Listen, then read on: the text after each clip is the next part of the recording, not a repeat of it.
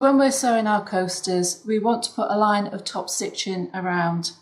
And for some machines, especially if they're not very powerful, they can struggle. Sometimes you can help by just easing it over the corner, and that's fine. But if you find that it's struggling through all of your seams on the top stitching, there's just a few little things that you can do to help.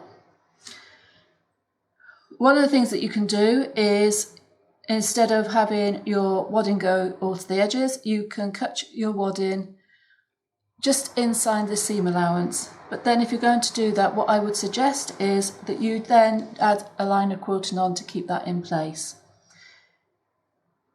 Sometimes just moving just a couple of millimetres in will help as well, because you're not going to be as bulky on the corners. So if your machine is struggling, consider cutting your wadding to fit your coaster within the seam allowance. So when you're cutting it, it's going to be 1/4 inch,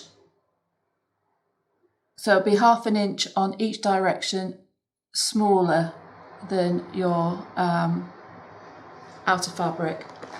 So come back to my drawing. So if this was my coaster, the fabric, top and bottom fabric is this big, so what we're going to be doing is cutting it so that our wadding is 1/4 inch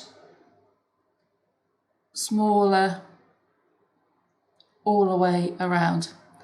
So that would be 1/4 inch there, 1/4 inch there, 1/4 inch there, 1/4 inch there. So 1/4 and 1/4 is 1/2.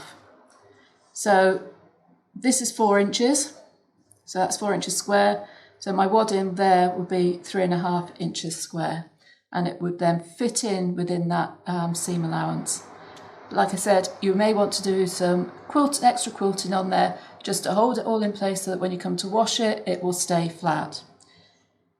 When you come in to do your top stitching, if you want to keep your wadding, you can trim back to your stitching line.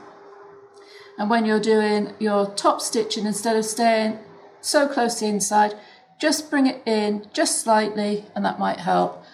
I know I had one machine, I just have to ease it over the corners, and on the straight it was fine. But it's just allowing then that machine to have that time to go through. So that's a couple of things that may help. I hope you find those useful, and I'll be back to speak to you soon.